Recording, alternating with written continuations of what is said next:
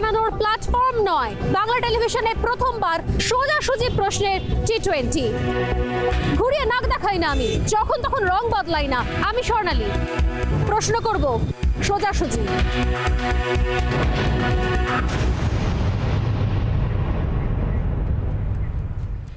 জমা জল আর খোলা তার প্রাণ কাটছিল। এবার প্রাণঘাতী তালিকায় সামিল হলো কলকাতার পুরনো বাড়ি। দুর্যোগে আহিরিটোলায় বাড়ি ভেঙে প্রাণ গেল এক শিশু সহ দুজনের। প্রশাসন জানাচ্ছে বিপজ্জনক বাড়ি হিসেবে নোটিশ দেওয়া হয়েছিল। প্রশ্ন উঠছে, শুধুই কি নোটিশেই দায় শেষ পুরসভার?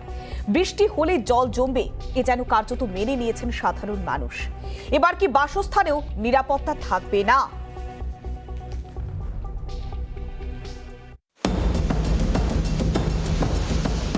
বৃষ্টি হলেই ভাসে কলকাতা।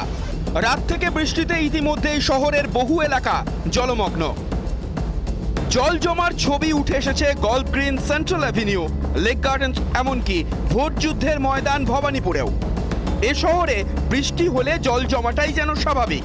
সাধারণ মানুষও যেন কার্যত তা মেনে নিয়েছেন। শুধুমাত্র জমা জল নয়, খোলা বিদ্যুতের তারে বিদ্যুৎ স্পৃষ্ট হয়ে একের পর এক মৃত্যু হয়েছে রাজ্যে গত কয়েক সপ্তাহে কমপক্ষে 12 জনের মৃত্যু হয়েছে খোলা তার থেকে। অতএব জমা জল থেকে শুরু করে খোলা তার, মানুষের জীবন যেন সরু সুতোয় ঝুলছে। প্রাণঘাতী তালিকায় এবার সংযোজন বিপজ্জনক বাড়ি। বুধবার দুর্যোগের মধ্যে আহিরিটোলায় বাড়ি ভেঙে জোড়া মৃত্যুর ঘটনা ঘটল। মৃতদের মধ্যে রয়েছে এক শিশুও। বুধবার সকাল 7টা নাগাদ 9 নম্বর আহিরিটোলা স্ট্রিটে দোতলা বাড়ির একাংশ ভেঙে পড়ে। বিকট শব্দ শুনে ছুটে আসেন স্থানীয়রা। তারাই পুলিশে খবর দেন। সঙ্গে সঙ্গে ঘটনাস্থলে এসে উদ্ধার কাজ শুরু করে পুলিশ। আসে দমকল ও বিপর্যয় মোকাবিলা বাহিনী। ঘটনাস্থলে যান স্থানীয় বিধায়ক শশী পাঁজা, দমকল মন্ত্রী সুজিত বসু ও কলকাতার পুলিশ কমিশনার সৌমেন মিত্র। ঘটনাস্থলে যান কলকাতা পুরসভার প্রশাসক ফিরাদ হাকিম। ধ্বংসস্তূপের ভিতর থেকে মোট 17 জনকে উদ্ধার করা হয়। হাসপাতালে নিয়ে গেলে এক শিশু ও তার ঠাকুমাকে মৃত বলে ঘোষণা করেন চিকিৎসকরা। পায়ের বইরা সবাই চাপা পড়ে গেছে। আমি ঘুমাচ্ছিলাম, ঘুম চোখে উঠে পড়ে দৌড়ে ছুটে পড়ে যাচ্ছে। আমরা বলছি, সেটা বলছে কি আমরা ভেঙে দিচ্ছি। সেই জন্য আমরা আজকে ঘুমিয়েছিলাম রাত্রিবেলা। এবার সকালবেলা আমার শাশুড়ি উঠে স্নান করে ওদেরকে দেখাচ্ছে কি মানার মা দেখো পড়ে যাচ্ছে বাড়িটা। ওরা এসে এরম তাকিয়ে সে এদিকে গেল, ফট করে বাড়িটা পড়লো। এবার আমরা পুরো আটকে গেলাম। শাশুড়ি এই দিক থেকে বেরিয়েছে, আমরা এইখান থেকে ভেঙে বেরিয়েছি। বাড়িটিকে বিপজ্জনক বলে ঘোষণা করা হয়েছিল কলকাতা পুরসভার পক্ষ থেকে। বাড়িটা বিপজ্জনক বাড়ি হিসেবে নোটিশ দেওয়া হয়েছিল, বোর্ড লাগানো হয়েছিল, বোর্ডটাকে খুলে ফেলে দেওয়া হয়েছে। শুধু এই বাড়ি নয়, এরকম 100টা বাড়ি আছে যে বাড়িটা যে কোনো সময় ভেঙে পড়তে পারে।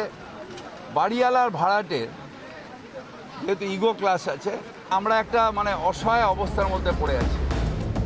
পুরসভা সূত্রে খবর, বর্ষার সময় ওই বাড়ির বাসিন্দাদের অন্যত্র সরে যাওয়ার পরামর্শ দেওয়া হয়েছিল, কিন্তু এখানেই বেশ কিছু প্রশ্ন উঠছে। নোটিশ দিলেই কি দায় শেষ পুরসভার? সমস্যার সমাধানে কি পরিকল্পনা পুরসভার? বাড়ির মালিকের সঙ্গে পুরসভার কথা নয় কেন? বছরের পর বছর এত বড় ঝুঁকি জিইয়ে রাখা হচ্ছে কেন? সমস্যার সমাধানে কেন নেই কোনো মাস্টার প্ল্যান? উত্তর কলকাতায় শুধু নয়, কলকাতার তো কিছু পুরনো বাড়ি ইত্যাদি রয়েছে, এবং যখন বিপজ্জনক বিষয় হয় এবং কোন কোন বাড়িগুলো কতটা বিপজ্জনক সেই পর্যন্ত সংখ্যা এবং সার্ভে কলকাতা পৌরসভা করেছে। অত্যন্ত এক্সট্রিমলি ক্রিটিক্যাল 100টা এরকম রয়েছে, আর 3000 কাছাকাছি ওই যে মিডিয়াম ক্রিটিক্যালিটি যদি বলে সেরকম রয়েছে।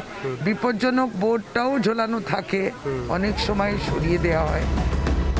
আহিরিটোলায় শিশু সহ 2 জনের মৃত্যুর দায় কার? সেই প্রশ্নই এখন সব থেকে বড়। বৃষ্টি হলেই জল জমবে, এতদিন এটাই যেন কলকাতা শহরের ভবিতব্য হয়ে এসেছে। আর এবার বৃষ্টি দুর্যোগে বাড়ি ভাঙবে, মানুষ মরবে, এটাও কি আগামী দিনে শহরের কাছে নতুন ভবিতব্য হয়ে উঠছে? মানুষের ভোট দেওয়ার অন্যতম কারণ পরিষেবা পাওয়া। সেই পরিষেবা কি মিলছে? সাধারণ মানুষের পরিচয় কি? নাগরিক, না শুধুই একজন ভোটার? রিপাবলিক বাংলা।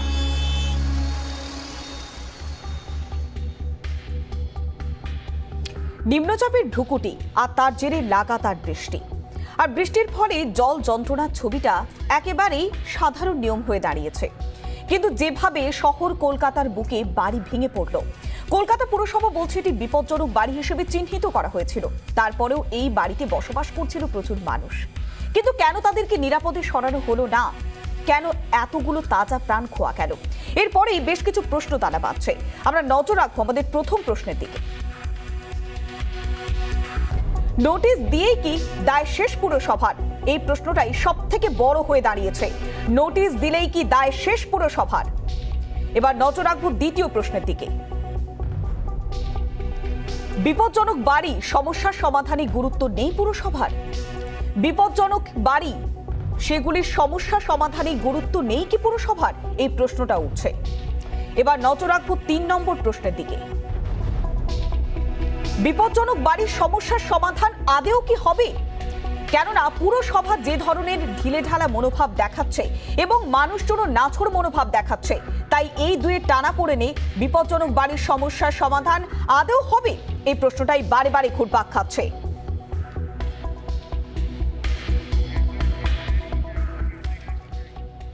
আমরা দেখলাম যে এখনো পর্যন্ত বিভিন্ন জায়গায় জল জমে রয়েছে, বিভিন্ন জায়গায় খোলা তারে মানুষের প্রাণ খোয়া গিয়েছে। এই যে দৃশ্য কার্যত গোটা শহরবাসীকে স্তম্ভিত করেছে। এই যে বিদ্যুৎ স্পৃষ্ট হয়ে 13 জনের মৃত্যু হয়েছে, তারপরেও যেন কোথাও কি প্রশাসকের টনক নড়েনি। সেই তালিকায় নতুন সংযোজন এবার বাড়ি ভেঙে পড়া। কেননা শহর কলকাতার বুকে কলকাতা পুরসভার প্রশাসক মণ্ডলীর চেয়ারম্যান ফিরহাদ হাকিম তিনি স্পষ্ট বললেন, আহিরি টোলার মতো আরো 100টি বাড়ি আছে যেগুলি বিপজ্জনক তালিকাভুক্ত। তাহলে এই সমস্ত বাড়ি ভেঙে যদি প্রাণ যায়, দায় কে নেবে? সাধারণ মানুষের মৃত্যুর দায় কে নেবে? এই প্রশ্নই বারে বারে উঠছে। আমরা আলোচনা করব। আমাদের সঙ্গে রয়েছেন এই মুহূর্তে বিজেপির মুখপাত্র শতরূপা, আমাদের সঙ্গে রয়েছেন রাজনৈতিক বিশ্লেষক অনিন্দ্য সিনহা রয়, আমাদের সঙ্গে রয়েছেন স্থাপত্যবিদ বিমান ব্যানার্জি, এবং একই সঙ্গে রয়েছেন পশ্চিমবঙ্গ বস্তি উন্নয়ন সমিতির কলকাতা জেলা সম্পাদক শিবেন্দু ঘোষ। প্রত্যেককেই স্বাগত। সিপিএম এর পক্ষ থেকে রয়েছেন পশ্চিমবঙ্গ বস্তি উন্নয়ন সমিতির কলকাতা জেলার সম্পাদক। প্রত্যেককেই স্বাগত জানাবো রিপাবলিক বাংলায়। আমরা প্রথমেই যাব স্থাপত্যবিদ বিমান ব্যানার্জির কাছে।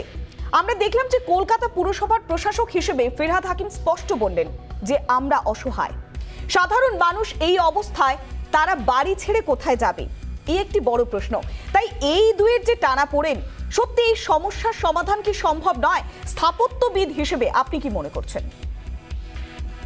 দেখুন, আমি শুধু একজন স্থাপত্যবিদ হিসেবে না, আমি একজন পরিকল্পনা সঙ্গে যুক্ত মানুষ হিসেবেই বলছি। যখন মিস্টার ফিরহাদ হাকিম অসহায়তার কথা বলছেন, তখন বুঝতে হবে গুড গভর্নেন্স যেটাকে বলে, সেটা হচ্ছে যে এটা ঘটনা পুরনো বাড়ি কলকাতাতে প্রচুর রয়েছে। তার একটা সার্ভে হয়েছিল 3000-এর ওপরে, তার মধ্যে কর্পোরেশন অলরেডি 100টা বাড়িকে ডেমোলিশনের জন্য বলেছে। ডেমোলিশন স্কোয়াড আছে কর্পোরেশনে, তাদেরকে অ্যাক্ট করতে হবে। এবং কলকাতা কর্পোরেশনের এরিয়াতে কলকাতার পিপল কি বাড়িওয়ালা এবং কি ভাড়াটে, তারা কলকাতা কর্পোরেশনের এলাকাতে থাকলেও কর্পোরেশনের রুল মেনে করতে চায় না, এই একটা প্রবণতা আছে।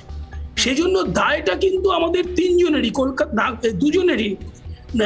আপনার কর্পোরেশনেরও আছে, কর্পোরেশনকে গুড গভর্নেন্স করতে হবে, বলতে হবে না, করতে হবে।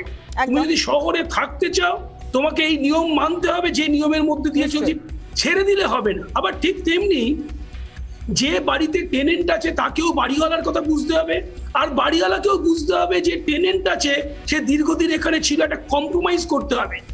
ম্যাক্সিমাইজ করতে গেলেই প্রবলেমটা হয়ে যাচ্ছে কলকাতায়, যে পুরনো বাড়িগুলো যেগুলো আছে সেই বাড়িগুলোতে অন্যত্র কি হয়, অন্যত্র শহরগুলোর রিনিউয়াল হয়। রিনিউয়ালের জন্য একটা মাস্টার প্ল্যান লাগে, যেগুলো পুরনো শহরের অংশ থাকে সেগুলোকে এলাকা ধরে ধরে, যেমন একসময় ইমপ্রুভমেন্ট রাস্তা তো, আপনি যে কোনো বড় শহরে যাবেন, আপনি কি ম্যানচেস্টার কি লন্ডন, তারা কিন্তু সব জায়গায় এখন এটাকে রিজেনারেট করা বলে।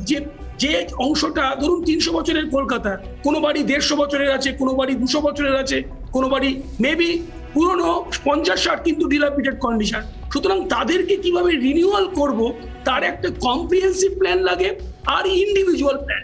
কিন্তু দুর্ভাগ্যের ব্যাপার আমাদের ইন্ডিভিজুয়াল প্ল্যান একটা তৈরি করেছি, বিল্ডিং গুলোর মধ্যে একটা প্রভিশন আছে, কিন্তু কোনো কম্প্রিহেন্সিভ মাস্টার প্ল্যান নেই। পুরনো কলকাতাকে কিভাবে আমরা গড়ে তুলব? নেই। আমরা একটু অনিন্দ্য বাবুর কাছে যাব। অনিন্দ্য বাবু, যে বিষয়টা উঠে আসছে, পুরসভা যেভাবে বলছে যে আমরা অসহায়, সেক্ষেত্রে কোথাও কি প্ল্যান করবার দরকার ছিল না? নোটিশ লাগিয়ে কি দায় ছেড়ে দিতে পারে পুরসভা? না, আমি বলি আপনাকে, বিমানবাবু যে কথাটা সহজভাবে বললেন, এটা কিন্তু অতটা সহজভাবে নয়। ধরুন পুরসভা কোনো একটা প্রপার্টি দেখলেন, ওনারা 3000 প্রপার্টি সার্ভে করেছিলেন এবং তার মধ্যে 100টাকে আইডেন্টিফাই করেছিলেন যে এগুলো বিপজ্জনক। তারপরে কি হয়, তারা কোর্টে চলে যায়। কোর্টে গিয়ে কি হয়, কোর্টে একটা রিসিভার বসিয়ে দিল। যেই রিসিভার বসিয়ে দিল তখন আর কারো কিছু করা থাকলো না, কারো কোর্ট এই ব্যাপারটা দেখছে। এরপর কি হয়, কোনো লোককে, বিমানবাবু যত সহজভাবে বললেন, কোনো লোক আজকে মনে করুন 100 বছর ধরে সেখানে রয়েছে, তাকে আপনি কোথায় নিয়ে যাবেন, কোথায় তুলবেন? তার কিন্তু অনিন্দ্যবাবু, এই দৃশ্য তো আমরা দেখেছিলাম যখন মেট্রোর সম্প্রসারণ হয়েছিল, যখন বউবাজারে একাধিক বাড়িতে ফাটল দেখা দিয়েছিল, এক রাতের মধ্যে অনেকগুলি পরিবারকে হোটেলে স্থানান্তর করা হয়েছিল। সেক্ষেত্রে এরকম কেন পদক্ষেপ গ্রহণ করা হলো না? বলি, সরকার কি করেছে, ঠিকা টেনেন্সি অ্যাক্ট অ্যামেন্ডমেন্ট করা হয়েছে। আর কি করেছে, ফ্লোর এরিয়া রেশিওটা বাড়িয়ে দেওয়া হয়েছে যাতে লোকে তার জায়গাটা ঠিকমতো করতে পারে। মনে করুন একতলা একটা বাড়ি, তার মধ্যে মনে করুন 100টা লোক রয়েছে বা 50টা পরিবার রয়েছে, তাদেরকে বলা হলো ঠিক আছে তোমরা নিজেরা টাকা দিয়ে বা তোমরা মালিকানার সঙ্গে কথা বলে নিজেরা কিছু কন্ট্রিবিউট করে তোমরা বহুতল বাড়িয়ে ফেলো, নিজেরা থাকো, এখান থেকে উঠে যাওয়ার কোনো কথা বলতে পারে না। এরকম দেখা গেছে বহু ক্ষেত্রে তারা তাতে উৎসাহ দেখাননি। তারা হয়তো একটি ফ্ল্যাট কিনেছে দেখুন নিউ টাউনে বা রাজারহাটে, কিন্তু সেটা ভাড়া দিয়ে দিয়েছে, নিজে রয়ে গেছে কিন্তু সেই বড়বাজার বা নর্থ ক্যালকাটা সেই মানে জায়গায়। আপনি বলতে চাইছেন যে সমস্ত দায়টাই নাগরিকদের, পুরসভার করণীয় কিছু না? দেখুন ব্যাপারটা সরকারের তো একটা দায়বদ্ধতা আছে, ঠিক কথা, কিন্তু সরকারকে বুঝতে হবে, সরকার নিশ্চয়ই, পুলিশ নিশ্চয়ই তাকে বাড়ি থেকে টেনে বার করতে পারে না। একটা হিউম্যান রাইটসের ব্যাপার আছে, কোনো লোককে বার করতে পারেন না, তার একটা পদ্ধতি আছে। তারা সঙ্গে সঙ্গে পুনর্বাসনের যদি ব্যবস্থা করা হয়, সেক্ষেত্রে যদি মানুষজনের পাশে থাকা যায়, সেক্ষেত্রে তো তারা নিশ্চয়ই পুনর্বাসন নিয়ে নেবে। আজকে ডালহাউসিতে আমি আপনাকে বলি, বিমানবাবু আমি 1 মিনিট বলে নিই, আজকে ডালহাউসিতে আপনি অনেক অফিস দেখবেন তারা ডালহাউসি ছেড়ে যেতে চাইবে না। তারা আমি নিজের, আমার একটি অফিস আছে ডালহাউসিতে, ম্যাক্সিমাম বাড়িতে দেখেছি রিসিভার বসিয়ে দেওয়া হয়েছে। এবার আপনি কি করবেন, তারা ডালহাউসি ছেড়ে যাবেন না। এইটাই সমস্যা হয়ে যায়। বলে দেওয়াটা খুব সোজা, কিন্তু মানে সমাধানটা বলুন না। একেবারে সমাধান তো প্রয়োজন। সেক্ষেত্রে আমি একটা কথা বলবো। হ্যাঁ বলুন। বলছি সেই জন্যই তো একটা প্ল্যান লাগে, যেটা পাবলিক নোটিফিকেশন করতে হয়, পাবলিক হিয়ারিং করতে হয় যে এই পুরনো বাড়ি আমরা এইভাবে করতে চাই। সেটাকেই আরবান রিনিউয়াল, নিউ ফর্ম হচ্ছে আমরা আরবান রিজেনারেশন। আমরা পুরনো বাড়িগুলো এইভাবে করব, তাও তোমার কি মতামত জানাও। কিন্তু after considering their opinion and all this things, গভর্নমেন্টকে মানে কর্পোরেশনকে কিংবা গভর্নমেন্টকে এটাকে ফাইনালাইজ করতে হবে। সেটাই নিয়ম। বিমানবাবু বলার আগে তারা কোর্টে চলে যায়। না, সবকিছু তো কোর্টের দোহাই দিয়ে হয় না। আমরা একটু শতরূপাদির কাছে যাবো। শতরূপাদি, আমরা যে দৃশ্য দেখতে পাচ্ছি, এর আগে জমা জলে মানুষের যন্ত্রণার দৃশ্য একেবারে মানে মানুষ ইউজার ফ্রেন্ডলি হয়ে গিয়েছে, তারপরে খোলা তারে মানুষের প্রাণ খোয়া গিয়েছে, সেই তালিকায় এবার নতুন সংযোজন, বিল্ডিং ভেঙে মানুষের মৃত্যু হচ্ছে এবং বিপজ্জনক বাড়ির যে পরিস্থিতি তৈরি হচ্ছে, পুরসভা কিন্তু ঢিলেঢালা মনোভাব দেখাচ্ছে কোথাও কি? প্রথমেই বলি যে মেয়র এত ছিচকাদুনে মেয়র, যে যাকে সিবিআই যখন ধরতে আসে তখন খানিকটা কেঁদে নিল। এখন মেয়র নয়, কলকাতা পুরসভার প্রশাসক মণ্ডলীর চেয়ারম্যান হিসেবে তিনি রয়েছেন। আমি মেয়র হিসেবে টপিক থেকে সরে যান। পৌলমে আমাকে একটু শেষ করতে দাও। যে ঠিক আছে, তোমার ভাষায় যদি আমি বলি যে শাসক চাইছে হোয়াটএভার, মানে he is running the show right একদম। সে এখানে আজকে আবার বলছে, সেদিন তো কাঁদলো খানিকটা, আজকে আবার বলছে যে আমি এতটাই অসহায়। তো এতটাই যদি সে অসহায় এবং 8 মাস যখন ইলেকশন হয়নি, তাহলে এক্ষুনি তার অপসারণ ঘটানো হোক, ঘটিয়ে একদম নতুন করে ইলেকশন করে নতুন একটা কর্পোরেশন আনানো হোক, যে কর্পোরেশন অন্তত মানসিকভাবে সেন্সিটিভলি এই ইস্যুগুলো অন্তত দেখবে। আমি বলছি না যে কর্পোরেশন পাল্টালে রাতারাতি সব সমস্যা মিটে যাবে, কিন্তু একটা সেন্সিটিভলি এই ইস্যুগুলো দেখা দরকার। আজকে পৌলমী, তোমার বয়স কত আমি জানি না, আপনি চুপ করুন। আমি আপনার সঙ্গে ধৈর্য ধরে শুনছি না, চুপ করে থাকুন। আমরা শুনতে চাই সলিউশনটা কি। আরে আমার তো বললে তো তারপরে শুনতে দেবো, আপনি আপাতত চুপ করে থাকুন। তোমার বয়স কত আমি জানি না, আমার বয়স 50। আমি অন্তত ছোটবেলা থেকে দেখে আসছি প্রচুর বাড়ি এরকম জর্জরিত, ডেঞ্জারাস, আনফিট ফর ইনহ্যাবিটেশন, এসব কিন্তু দেওয়া আছে। আমি এটা বলছি না যে তৃণমূল আসার পরে এগুলো ভেঙে গেল, তা নয়, কিন্তু তৃণমূলের হ্যাবিট হচ্ছে তোলাবাজি করা, সিন্ডিকেট করা, এবং তার মানে ওই বাড়িটা থেকে জরাজীর্ণ বাড়ি থেকে তোলা নিচ্ছে। কি বলছেন আপনি? চুপ না করালে আমি কথাটা বলবো কি করে? তুমি তোমার অ্যাঙ্কারের কাজটাকে চুপ করাও, আমাকে কথাটা বলতে দাও। এই কি কথা? আপনি বলুন, বলুন। ওরা বকে গেল। বলুন, আপনি বলুন। আমার বক্তব্য হচ্ছে যে এই যে এরা কথা বলছে না, আমরা এতটাই অসহায়, টেনেন্ট এবং ল্যান্ডলর্ডের মধ্যে যে ঝামেলা হচ্ছে, তাদের কিছু করার নেই। এতক্ষণ ধরে আমি রিসিভারের গল্প শুনছিলাম, কোর্টের দোহাই দেয়া হলো। ওরা যদি তোলাবাজি এবং সিন্ডিকেট চালিয়ে মানুষকে ঘর থেকে বাইরে করতে পারে, তাহলে ডেফিনেটলি ওরা একটা আন্ডারস্ট্যান্ডিং এর মধ্যে যেতে পারে। চুপ করুন, আপনি বলছেন আচ্ছা শতরূপতি শেষ করুন, আমরা তারপর আসছি আপনার কাছে। বলুন। আমি শেষ তো করি আগে। অদ্ভুত কথা, এই যে টেনেন্ট বা ল্যান্ডলর্ডের সঙ্গে তোলাবাজি আর সিন্ডিকেট না করে, টাকা পয়সার এগ্রিমেন্ট না করে, ওরা দুজনের সঙ্গে বসে রিসিভার কখন বসে? রিসিভার একটা ভয়াবহ জুজু কিছু নয়। রিসিভার বসে যখন এক্স্যাক্ট কি ঘটনা সেটা অ্যাসেস করে। মানে শতরূপতি বলছেন যে মিলিতভাবে আলোচনা করে সমস্যা সমাধানের পথ বের করা দরকার। আমরা একটু শিবেন্দু বাবুর কাছে যাব। শিবেন্দু বাবু, যে ধরনের বিষয় সামনে আসছে, একদিকে যেমন মালিক এবং ভাড়াটিয়া এবং একই সঙ্গে কলকাতা পুরসভা, তিন পক্ষ যদি সত্যি আলোচনা করে, সেক্ষেত্রে কি সমস্যার সমাধান সম্ভব? তাহলে তো হয়তো এইভাবে তাজা প্রাণ খোয়া যেত না।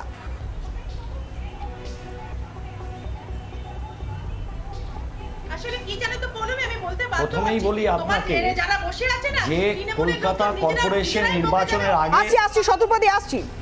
বলুন শিবেন্দু বাবু। আমি যখন কথা বলছি, হ্যাঁ বলুন শিবেন্দু বাবু, বলুন। হ্যাঁ বলুন। যে তারা বলেছিলেন কলকাতাকে লন্ডন বানাবো। আজকে বুঝতে পাচ্ছেন কলকাতা লন্ডন হয়নি, যে সমস্যাগুলিকে নিয়ে তুলে ধরেছেন। বিপজ্জনক বাড়ি যা 100টা চিহ্নিতকরণ করে আজকে মেয়র সাহেব, প্রশাসক মণ্ডলী প্রধান বলেছেন আমি অসহায়। শুধু কি বিপজ্জনক বাড়ি নোটিশ টাঙিয়ে দিয়ে প্রশাসন তার দায়িত্ব ছেড়ে দিতে পারে? যদি কর্পোরেশন কলকাতার বুকে এরকম বিপজ্জনক বাড়ি 100টাকে যদি চিহ্নিতকরণ করলেন, তাহলে তাদেরকে রেখে দিয়ে পুনর্বাসনের ব্যবস্থা করে এই বাড়িগুলিকে কি করে পরিচ্ছন্ন করে মানুষের বসবাসযোগ্য করা যায়। কারণ পুরনো বাড়ি আমরা সবাই জানি যে আজ না হোক কাল প্রবল বৃষ্টির মধ্যে যে কোনো মুহূর্তে ভেঙে পড়তে পারে এবং পরিবার আছে, অনেক প্রাণহানি হতে পারে। তাহলে এই একটা সরকারের সদিচ্ছার অভাব। আচ্ছা, সরকারের সদিচ্ছার অভাব। অনিন্দ্যবাবু যেটা স্পষ্ট উনি বলছেন, শিবেন্দুবাবু, যে সরকারের সদিচ্ছার অভাব রয়েছে। সরকার ঠিকা টেনে। আমি একটা কথা বলি, 30 বছর ধরে সিপিএম কিছু করেনি, তারা চিহ্নিতকরণও করে। আমি এখনো শেষ করিনি, আমি আরেকটা কথা বলি। দ্বিতীয় কথা হচ্ছে আমি একটা সদিচ্ছার অভাব। একটা জিনিস বুঝতে হবে, আমি কিন্তু এখনো কথা শেষ হয়নি, আপনি কিন্তু কথা মাঝখানে বলছেন, আমি শেষ করিনি কিন্তু এখনো। তৈরি করতে গেলে একটা অর্থনৈতিক অবস্থা রয়েছে, সেটার জন্য একটা সমস্যার সৃষ্টি হয়। আমি বহু লোককে জানি যারা রেন্ট কন্ট্রোলে ভাড়া দিয়ে যাচ্ছেন, তাদের ভাড়া 50 টাকা করে দিয়ে যাচ্ছেন এবং তাদের অর্থনৈতিক অবস্থা খুব একটা ভালো নয় হয়তো। তো বসে আলোচনা করলে এটা হয় না। আলোচনা বহুবার করা হয়েছে, বহু কিছু করা হয়েছে, কিন্তু অনেকগুলো ফ্যাক্টর কাজ করে। এই ঠান্ডা ঘরে এসে সবাই বলে দিতে পারে যে এটা করা উচিত, ওইটা করা উচিত। আরেকটা আমি কথা বলি, শতরূপতি বলেন ওটা থেকে টেনে বার করছে না, আমি বসে নেই। আমি একটা গুরুত্বপূর্ণ কথা বলছি অনিন্দ্যবাবু। সদিচ্ছার অভাব থাকলে। আচ্ছা, আমরা একটু শতরূপতির কথাটা শুনবো। অনিন্দ্যবাবু স্পষ্ট বলছেন যে এত সহজ নয়, আলোচনা করে সমস্যার সমাধান সম্ভব নয়। আমি সঞ্চালকের কাছে অনুরোধ করছি, আমার কথাটা শেষ হয়নি। আর আমি কিন্তু একবারও বলিনি যে মানুষকে টেনে বের করে দিতে। আমি বলেছি যে এদের স্বভাব মানুষকে টেনে বের করে দেওয়া, মানুষকে টেনে ঘর থেকে বের করা কোনো সলিউশন নয়। আমি যেটা প্রথমেই বলছি, বেসিক একটা সেনসিটিভিটি দরকার, এদের রিহ্যাবিলিটেশন। আরে আবার উল্টো কথা বলে কি রাতা বলে যায়। আমি কি এটা অন্য কথা বলবো? আমাকে কথাটা বলতে শেষ করতে। হ্যাঁ বলুন শতরূপতি, বলুন প্লিজ। আমি বলছি একটা সেনসিটিভলি মানুষের রিহ্যাবিলিটেশন দরকার। কোথায় এরা আদৌ যে যাবে, আসছি বলুন। আরে চুপ করুন না, আমাকে কথাটা আপনি বলুন। আপনারা এতদিন কিছু করেননি, 11 বছর এই বাদরামিগুলো করে গেছে, আর পীড়া থাকে ন্যাকামিগুলো করেছে, ছিচকাদনে করে এখন বলছে আমি অসহায়। এগুলো এখন আমাকে কথাই বলতে দেওয়া হবে। এতটা অসভ্যতা হয়ে গেছে। শত্রুপাতি আমি ভালোভাবে আপনাকে একটা কথা বলি, রিহ্যাবিলিটেশন দিতে হবে মানে কোথায় দিতে হবে? এতগুলো পরিবারকে রিহ্যাবিলিটেশন দেবো, কোথায় রিহ্যাবিলিটেশন দিতে হবে? কিভাবে দেবে সরকার বলুন তো? একেবারে আসছে যেভাবে পাল্টানো হয়েছে সেখানে একটা পরিকল্পনাবিদ লাগে। আমাদের ক্যালকাটা কর্পোরেশনে এই মুহূর্তে কোনো পরিকল্পনাবিদই নেই লাস্ট 6-7 বছর ধরে, এবং যে মাস্টার প্ল্যান করতে গেলে যে টেকনিক্যাল জায়গা লাগে সেইটা খুব ইম্পর্টেন্ট। এই যে আইনটার পরিবর্তন বলছেন সেটা 2009 সালে ডিলাপিটেড বিল্ডিং এর জন্য হয়েছিল। সেই আইন অনুযায়ী কিন্তু কাজটাকে দ্রুততার সাথে করাটা খুব দরকার। করা যায় না এটা হতে পারে না, করা গেলে প্ল্যানিং করতে হবে। আমি একটা কথা বলি, এই ঠিকা টেনেন্সি একেবারে আমরা একটু শত্রুপাতি যেটা বলছেন, বিমানবাবু যেটা স্পষ্ট বলছেন যে আলোচনা করে করা যায় না এমন কিছু হতে পারে না, আপনিও কি সেই কথার সঙ্গে একমত? না, আমি বলছি সেনসিটিভলি এই জিনিসটা হ্যান্ডেল করা দরকার। ল্যান্ডলর্ড এবং টেনেন্ট যখন এটা নিয়ে সমস্যা, যেটা ফিরাদাকে বলছে উনি নাকি অসহায়, তাদের সঙ্গে বসা দরকার ডেফিনেটলি, যে কি প্রবলেম হচ্ছে সেটা এক নম্বর। দ্বিতীয়ত এদের প্রত্যেকে রিহ্যাবিলিটেশন করার একটা সুযোগ দেওয়া দরকার, আর এটা কিন্তু করতে হবে গভর্নমেন্টকেই, পিএমসি কেই করতে হবে। কোথায় বসাবে, কি করবে সেটা তাদের ব্যাপার। এত যখন ওরা ল্যান্ড দখল করছে, এত যখন একদম ওভার দ্য টেবিল সিন্ডিকেট করছে, এরকম ভাবে তোলাবাজি করছে, তখন ওদের যথেষ্ট ক্ষমতা আছে মানুষকে ভদ্রভাবে একটা ভদ্র জায়গায় ভালোভাবে আবাসনের ব্যবস্থা করে দেওয়ার। একেবারে শত্রুপাতি এই প্রশ্ন ধরে আমরা আসবো বিমানবাবুর কাছে। বিমানবাবু, আপনি যেহেতু প্ল্যান দেন বা আপনার পরিকল্পনার ক্ষেত্রে একাধিক অভিজ্ঞতা রয়েছে, সেক্ষেত্রে আপনার কি মনে হয় যে আগে থেকে যদি পরিকল্পনা করা যেত তাহলে কি এই বিপদ এড়ানো যেত? অবশ্যই। আমি আপনাকে জাস্ট একটা উদাহরণ দিচ্ছি। আমি যে রাস্তায় ছিলাম আনোয়ার শাহ রোড, এক সময় সরু রাস্তা ছিল 40 ফুট, এটা যখন 80 ফুটের রাস্তা ক্যালকাটা ইমপ্রুভমেন্ট ট্রাস্ট করলো, পাবলিক নোটিফিকেশন দিল, ওখানে যত বাড়ি আছে তার মধ্যে বেশ কিছু বাড়ি ডেমোলিশন হলো, সেগুলো কম্পেনসেশন হলো, সবকিছু হলো এবং লোকে গ্রহণ করলো। ঠিক তেমনি ভাবে আরবান রিনিউয়ালের ক্ষেত্রে একটা নির্দিষ্ট টেকনিক আছে, প্ল্যানিং এর টেকনিক, তার জন্য প্যানাল লাগে, ইঞ্জিনিয়ার লাগে। সেটা রাজনীতিবিদদের কাজ না। রাজনীতিবিদরা পলিসি দেবে, বলবে যে আমি শহরটাকে পরিকল্পিতভাবে করতে চাই, তার কাছে টাউন অ্যান্ড কান্ট্রি প্ল্যানিং আছে, তার কাছে গ্রিন রুল আছে, সে স্কিম তৈরি করে পাবলিক নোটিফিকেশনে দেবে, যাতে করে কোর্টে গিয়ে কিছু বলতে না পারে। আলোচনা হচ্ছে ওই পাবলিক নোটিফিকেশনে থাকবে কিভাবে আমরা শহর ওই পুরনো বাড়িগুলোকে পাল্টাচ্ছি, সেই পদ্ধতিগুলো থাকবে। তার একটা টেকনিক আছে, বিভিন্ন দেশে বিভিন্ন রকম ভাবে হয়। আমাদের কলকাতার জন্য একজন টাউন প্ল্যানার এবং তার সঙ্গে ইঞ্জিনিয়ার এবং সবাইকে নিয়ে খুব দ্রুততার সাথে এটা করতে হবে, একটা স্কিম ফর্মে, অ্যাক্টের মাধ্যমে। অ্যাক্ট আছে, এটা কিন্তু শুধুমাত্র মুখের কথা না। Town and country planning act আছে, ক্যালকাটা কর্পোরেশন অ্যাক্ট আছে, বিল্ডিং রুল আছে, সেগুলোকে কম্প্রিহেন্সিভ ওয়েতে করে স্কিম ফর্ম করে এগুলো যদি নেগোশিয়েট করে তবেই হবে। আমি গিয়ে ডাকলাম আর চলে আসলাম তা না। উনি যেগুলো বলছেন ল্যান্ড অ্যাকুইজিশন অ্যাক্ট কিংবা ঠিকা টেনেন্সি অ্যাক্ট কিংবা তার সাথে কোর্টের ব্যাপার, সেগুলোকে রিজলভ করার জন্যই এই স্কিমগুলো করতে হয়। যেই স্কিমে আপনি চিত্তরঞ্জন যে বিভিন্ন কলকাতার চওড়া চওড়া রাস্তা পেয়েছেন, তাহলে তো কলকাতার রিনিউয়াল হতোই না। একসময় তো আমরা করেছি, আমি তো ইমপ্রুভমেন্ট ট্রাস্টে ছিলাম। পুনর্নবীকরণ তাহলে হতো না যদি না পরিকল্পনা হতো। একেবারে অনিন্দ্য বাবু, এই বিষয়টা তো অস্বীকার করা যায় না, পুনর্নবীকরণ হয়েছে একাধিক জায়গার, সেক্ষেত্রে তো কোথাও গিয়ে পদক্ষেপের অভাব হয়েছে, কোথাও গিয়ে পরিকল্পনার অভাব হয়েছে। এই যে ব্লুপ্রিন্ট তৈরি করা তো আগে থেকে দরকার ছিল। আমি বলি, বিমানবাবু যে কথাটা বললেন, রাস্তা উনি হয়তো জানেন, রাস্তা, রেলপথ বা কোনো ধরুন ব্রিজ, এইসব করতে গেলে, পাবলিকের কোনো প্রপার্টি তৈরি করতে গেলে বা এইগুলো করতে গেলে, সেগুলো গভর্নমেন্টের কিছু রুল আছে যে করতে দিতে বাধ্য, এবং তার জন্য কম্পেনসেশন গভর্নমেন্ট দেয়, তাই তো? যে রাস্তাটা গভর্নমেন্টের এবং সেটা কম্পেনসেশন দেয় গভর্নমেন্ট। কিন্তু এই বাড়িটি মনে করুন একটি ডালাউসিতে বা বড়বাজারে একটি বহুতল বাড়ি, সেই বাড়িতে 250টা পরিবার বসবাস করে, তাদের অর্থনৈতিক অবস্থা সবার সমান নয়। এবার আপনি বলুন, তাদের কাছে বসে সেই বাড়িটাকে ডেমোলিশ করে আবার নতুন বাড়ি তৈরি করতে যে পরিমাণ খরচা হবে, তারা হয়তো সবাই সেটা বিয়ার করতে পারবে না।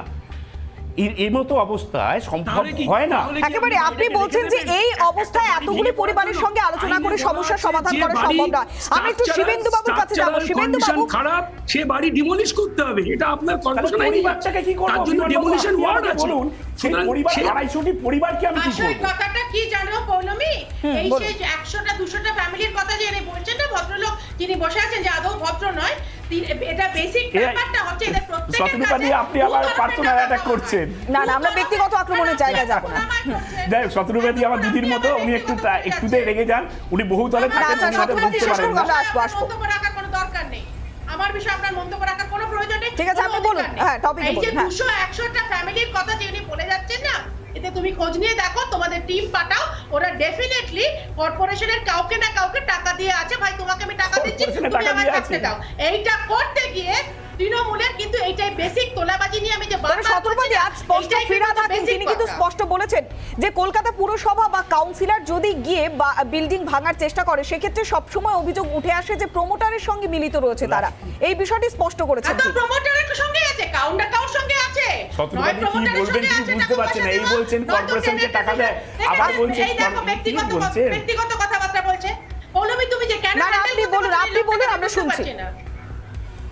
আমি বলছি নয় প্রমোটারের সঙ্গে, নয় হয়তো দুতরফেই, ওদের কোনো তো সাইডের ব্যাপার নেই, ওরা টাকা পেলে না, আপনি যে অভিযোগটা করছেন, আপনি যে অভিযোগটা করছেন সেটা পরিষ্কার করে দিয়েছেন ফিরহাদ হাকিম। আমরা একটু শিবেন্দু বাবুর কাছে যাব। শিবেন্দু বাবু, আমি কি আমরা একটু শিবেন্দু বাবুর কাছে যাব। শিবেন্দু বাবু, বাম আমলেও একাধিক পুনর্নবীকরণ হয়েছে আমরা দেখেছি, তখনও কিন্তু একাধিক সমস্যা হয়েছিল, সমাধান করা সম্ভব হয়েছে। তাহলে বর্তমান সময়ে কেন এই সমস্যার সমাধান করা যাচ্ছে না? কোন জায়গায় মিসিং লিঙ্ক রয়েছে আপনার কি মনে হচ্ছে? আমি একটা আইনটাকে একটু বলে দেবো আপনাকে, আইনটা কি আছে ক্যালকাটা কর্পোরেশনের। প্রথমেই আপনাকে বলি যে হ্যালো, হ্যাঁ বলুন, বলুন, শুনতে পাচ্ছি।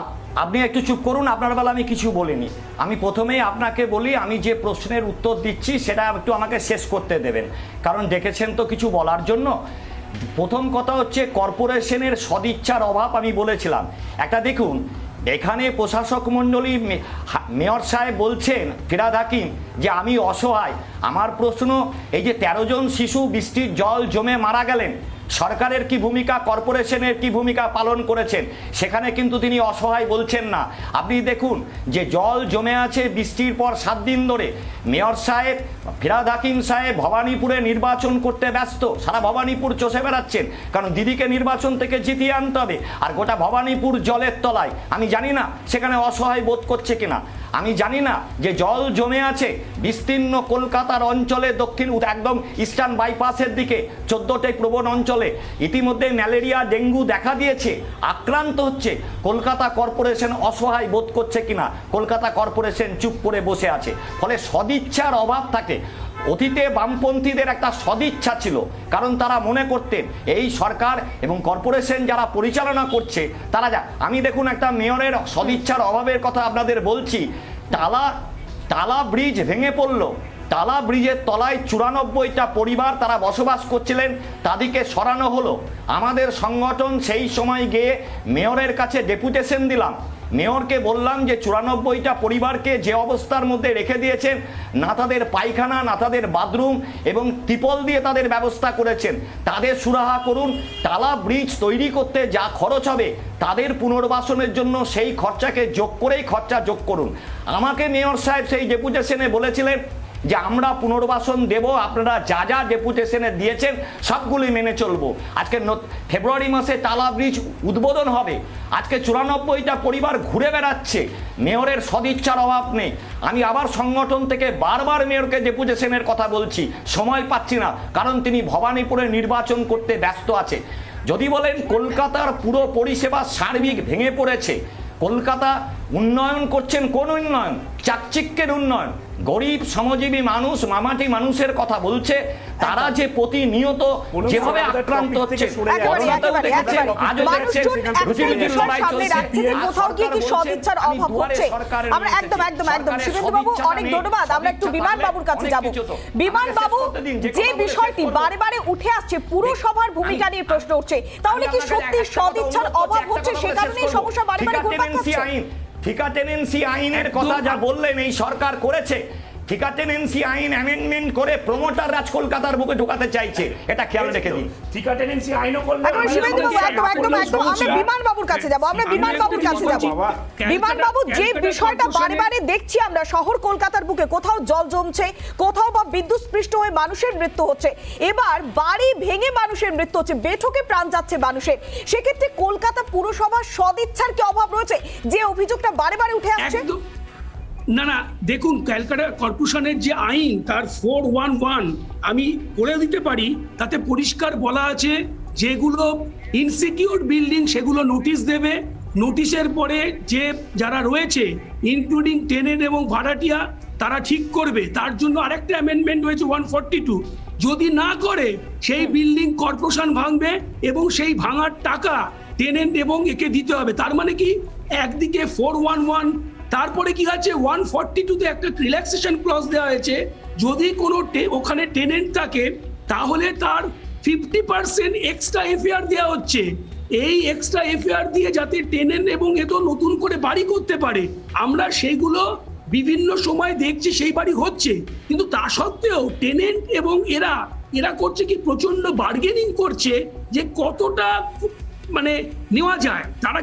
তারা কেউ টেনেন্ট নিজেদের কথা ভাবছে না, তারা কিন্তু ভাবছে ওর থেকে কত প্রফিট করব।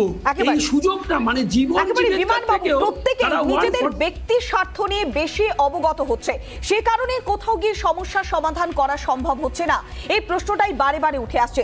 অনেক ধন্যবাদ। আমাদের সঙ্গে ছিলেন বিজেপির মুখপাত্র শতরূপা এবং ছিলেন রাজনৈতিক বিশ্লেষক অনিন্দ্য সিনহা রয়, ছিলেন স্থাপত্যবিদ বিমান ব্যানার্জি, ছিলেন সিপিএম এর পশ্চিমবঙ্গ বস্তি উন্নয়ন সমিতির কলকাতা জেলার সম্পাদক শিবেন্দু ঘোষ। প্রত্যেককেই অনেক ধন্যবাদ। আমরা দেখতে পেলাম যে লাগাতার নিম্নচাপের বৃষ্টি, এই প্রাকৃতিক দুর্যোগের জন্য যেভাবে জল জমেছে এবং বিদ্যুৎ স্পৃষ্ট হয়ে প্রচুর মানুষের মৃত্যু হয়েছে, আর আজ বাড়ি ভেঙে পড়ে দুজনের মৃত্যু। তারপরে কলকাতা পুরসভার ভূমিকা নিয়ে প্রশ্ন উঠছে, যেখানে কলকাতা পুরসভার প্রশাসক স্পষ্ট বলছে পুরসভা কোথাও গিয়ে অসহায়। আরো গুরুত্বপূর্ণ খবরে ফিরে আসছি, তবে ছোট্ট একটা বিরতির পর সঙ্গে থাকুন।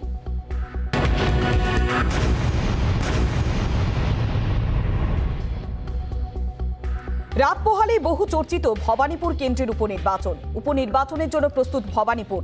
করোনা বিধি মেনে করা হয়েছে ব্যবস্থাপনা, সেই সঙ্গে উপনির্বাচন ঘিরে করা নিরাপত্তার মোড়কে মুড়ে ফেলা হয়েছে গোটা ভবানীপুরকে।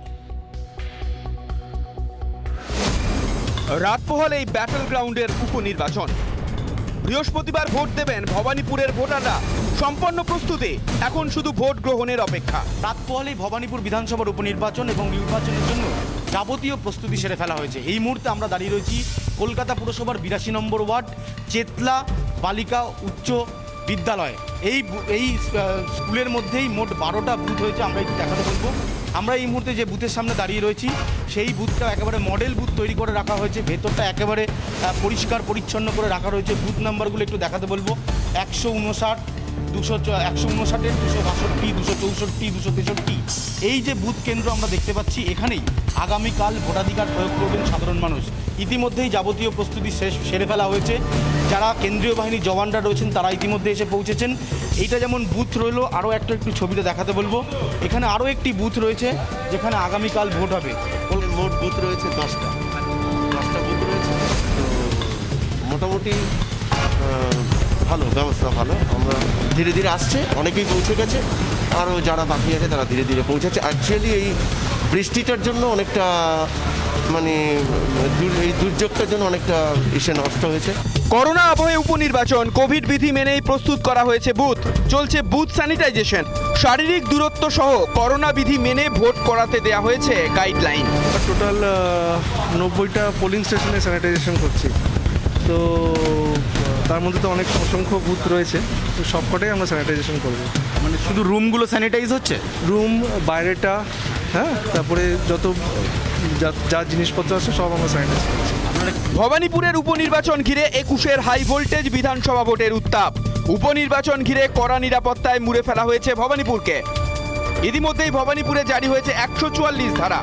নিরাপত্তায় সমস্ত বুথেই থাকছে কেন্দ্রীয় বাহিনী, সব বুথেই সিসিটিভি ক্যামেরা থাকছে, 287 বুথেই মাইক্রো অবজারভার থাকবে। কোনো ভোটার ভোট দিতে বাধাপ্রাপ্ত হলে 1950 নম্বরে ফোন করে সরাসরি অভিযোগ জানাতে পারবেন। সেক্ষেত্রে রিটার্নিং অফিসার এবং সেক্টর অফিসার সংশ্লিষ্ট ব্যক্তিকে ভোট কেন্দ্রে নিয়ে যাবেন। ব্যাটল গ্রাউন্ড ভবানীপুরের উপনির্বাচনে আপাতত সমস্ত চোখ রাজ্য রাজনীতির। রাত পোহালেই উপনির্বাচনের ভোট গ্রহণ ভবানীপুরে। অনুপম পাত্র ও বিট্টু রায় চৌধুরীর রিপোর্ট, রিপাবলিক বাংলা। বৃহস্পতিবার মুর্শিদাবাদের 2 বিধানসভা কেন্দ্র জঙ্গিপুর এবং শামশেরগঞ্জে নির্বাচন। তার আগের দিন ব্যস্ততা তুঙ্গে ভোট কর্মীদের মধ্যে। জঙ্গিপুর পলিটেকনিক কলেজ থেকে ভোট গ্রহণের প্রয়োজনীয় সামগ্রী সংগ্রহ করে সংশ্লিষ্ট বুথের উদ্দেশ্যে রওনা দিয়েছেন তারা। রাত পোহালেই রাজ্যের 2 বিধানসভা কেন্দ্রে নির্বাচন। 2 প্রার্থীর মৃত্যুর জেরে বিধানসভা নির্বাচনের সময় এই 2 কেন্দ্রের ভোট গ্রহণ স্থগিত রেখেছিল নির্বাচন কমিশন। বৃহস্পতিবার ভোট গ্রহণের জন্য বুধবার উভয় কেন্দ্রে ভোট কর্মীদের ব্যস্ততা তুঙ্গে। শেষ পর্যায়ে প্রস্তুতি পর্ব। জঙ্গিপুর পলিটেকনিক কলেজ থেকে ভোট কর্মীদের ভিভিপ্যাট, ইভিএম সহ ভোট গ্রহণের বিভিন্ন আনুষঙ্গিক জিনিসপত্র দেওয়া হয়েছে। জঙ্গিপুর ও শামশেরগঞ্জে মোট ভোট গ্রহণ কেন্দ্র 692টি। জঙ্গিপুরে 10টি, শামশেরগঞ্জে 5টি মহিলা ভোট গ্রহণ কেন্দ্র রয়েছে। 50% বুথে ওয়েবকাস্টিংয়ের ব্যবস্থা থাকবে। প্রতিটি কেন্দ্রে কেন্দ্রীয় বাহিনীর জওয়ানরা মোতায়েন থাকবে। পাশাপাশি করোনা বিধি অনুযায়ী সব ভোট গ্রহণ কেন্দ্রে মাস্ক, স্যানিটাইজার ও থার্মাল স্ক্যানিংয়ের ব্যবস্থা থাকবে। এক নজরে দেখে নেওয়া যাক 2 বিধানসভা কেন্দ্র। শামশেরগঞ্জে মোট বুথ 329টি, মেইন বুথ 231টি, অক্সিলিয়ারি বুথ 98টি। মোট ভোটারের সংখ্যা 2,35,511। পুরুষ ভোটার 1,15,237। মহিলা ভোটার 1,20,272। তৃতীয় লিঙ্গের ভোটার রয়েছেন 2 জন। অন্যদিকে জঙ্গিপুর বিধানসভা কেন্দ্রে মোট বুথ 363টি, মেইন বুথ রয়েছে 259টি, অক্সিলিয়ারি বুথ 104টি। মোট ভোটার 2,54,715। তার মধ্যে পুরুষ ভোটার 1,29,404, মহিলা ভোটার 1,25,305। তৃতীয় লিঙ্গের ভোটার রয়েছে 6 জন। এখানে প্রস্তুতি পর্ব সব ঠিকঠাকই আছে, আর একটু তো ভয় লাগছে কিন্তু সব কিছু ঠিকঠাকই আছে। করোনা বিধি এখানে ঠিকঠাক মানা হচ্ছে, মানে ঠিকঠাক ডিস্টেন্স মেনটেন করা হচ্ছে, কোনো অসুবিধা নেই, মানে ঠিকই আছে। আজকে ভোটের ম্যাটেরিয়ালস যা লাগে আর কি সব কিছু দেওয়া হলো।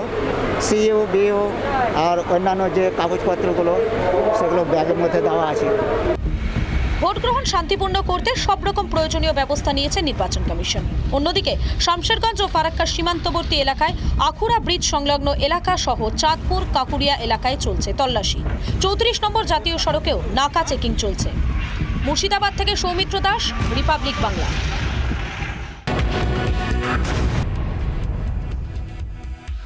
দল বদল করেই প্রধানমন্ত্রী সম্পর্কে ভোল বদল বাবুল সুপ্রিয়র। বাঙালিদের ওপরে ভরসা করছেন না প্রধানমন্ত্রী। দিল্লি থেকে কলকাতা ফিরেই বিস্ফোরক মন্তব্য তৃণমূল নেতার। বাবুল সুপ্রিয়র মন্তব্যে ফের রাজ্য রাজনীতিতে চর্চা। কেন্দ্রীয় প্রতিমন্ত্রিত্ব যাওয়াতেই কি দল বদল বাবুলের?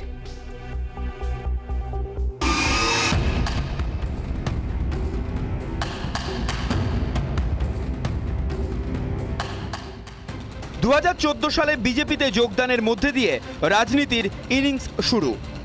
রাজনৈতিক ইনিংসের শুরুতেই লোকসভা ভোটে বিজেপির প্রার্থী, বিজেপির টিকিটে প্রার্থী হয়েই জিতে লোকসভায়, সাংসদ হয়েই কেন্দ্রীয় প্রতিমন্ত্রী।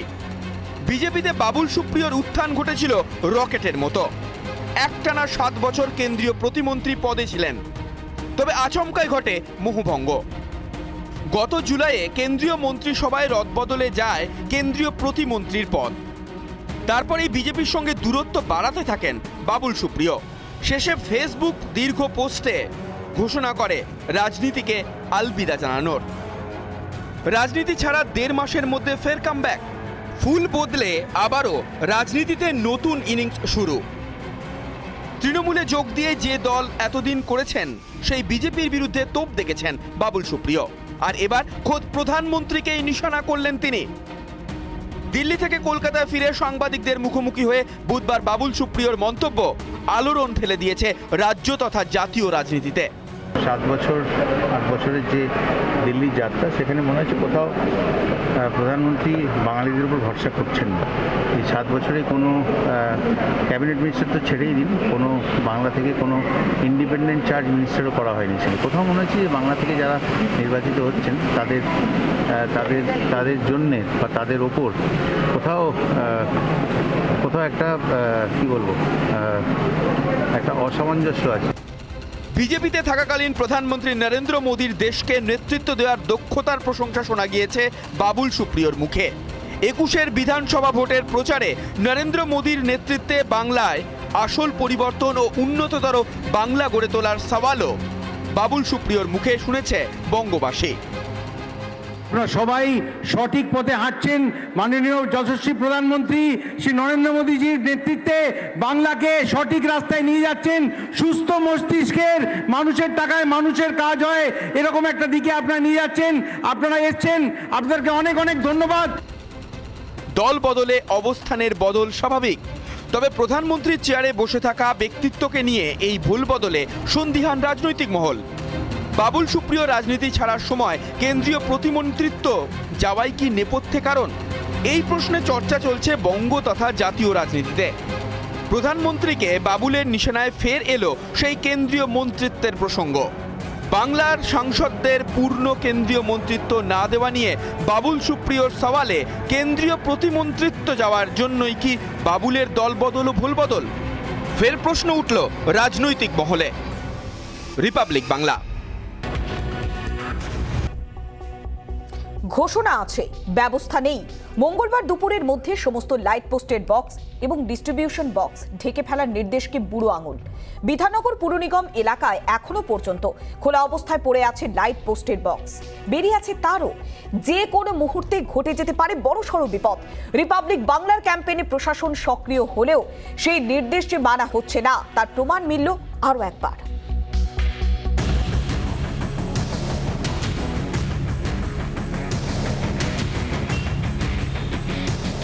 যে দৃশ্য এই মুহূর্তে চোখে পড়ছে যে প্রত্যেক কটা লাইট পোস্ট, এই মাঠের প্রত্যেক কটা লাইট পোস্টের ঢাকনা খোলা এবং রীতিমতো তারগুলো বিপজ্জনকভাবে বেরিয়ে রয়েছে। বাগুইয়াটি এলাকার জ্যাংড়া চত্বরে রবীন্দ্র নিবাস খেলার মাঠ, সেখানে লাইট পোস্ট খোলা অবস্থায় পড়ে আছে। বিপজ্জনকভাবে বেরিয়ে আছে তার, রক্ষণাবেক্ষণের অভাব, যে কোনো মুহূর্তে ঘটতে পারে বিপদ, আতঙ্কে স্থানীয় বাসিন্দারা। তার খোলা আছে, সে তো ডিপার্টমেন্ট আছে, নির্দিষ্ট ডিপার্টমেন্ট যারা দেখার দায়িত্বে আছে তাদের দেখা উচিত। এবার কোনটা অবহেলা করে দেখছে না বা তাতে বিপদ ঘটছে, সেটা তো নিশ্চয়ই সাধারণ মানুষের জীবনের একটা ঝুঁকি রয়েছে। রাজারহাট প্যাচার মোড়ে ধরা পড়ল একই ছবি। রাস্তার দুধারে খোলা বাতিস্তম্ভ, এখানেও বিপজ্জনকভাবে বেরিয়ে আছে বিদ্যুতের তার। খোলা বিদ্যুতের তার থেকে যে কোনো মুহূর্তে ঘটতে পারে বিপত্তি। শহরের বিভিন্ন জায়গায় গাছ পড়ে তার ছিঁড়েছে বলেই দাবি করছেন বিদ্যুৎ মন্ত্রী অরূপ বিশ্বাস। প্রচুর গাছ পড়ে গেছে এবং সেই গাছ পড়ার ফলে প্রচুর জায়গায় আমাদের তারও ছিঁড়ে গেছে। তো আমাদের লোকেরা এই জীবনের ঝুঁকি নিয়েও সেগুলোকে রেস্টোর করছেন। আমাদের কাছে এখন পর্যন্ত যে খবর 482টা পোল ভেঙে গেছে আমাদের, তো সেগুলোকেও রেস্টোর করার চেষ্টা হচ্ছে। প্রচুর জায়গায় সাবস্টেশন এবং ট্রান্সফরমার এখন জলের নিচে রয়েছে এবং সেই সব জায়গায় আমরা পাওয়ার অফ রেখেছি। ফলে পরিবেশ পরিস্থিতির উপর আমরা নজর রাখছি। গাছ পড়ে তার ছিঁড়তে পারে, কিন্তু ল্যাম্পপোস্টে বক্সের ঢাকনা খোলা থাকবে কেন? নেই কোনো টেপিং। এই পরিস্থিতিতে দমদমের মতো আরও একটা মর্মান্তিক ঘটনা ঘটলে তার দায় কে নেবে? কেন প্রশাসনিক নির্দেশকে এভাবে বুড়ো আঙুল দেখানো হচ্ছে বারবার? এই প্রশ্ন তুলেছে রিপাবলিক বাংলা। আগামী দিনেও খোলা তারের বিরুদ্ধেই জারি থাকবে এই যুদ্ধ। Bittu Raychaudhuri report, Republic Bangla.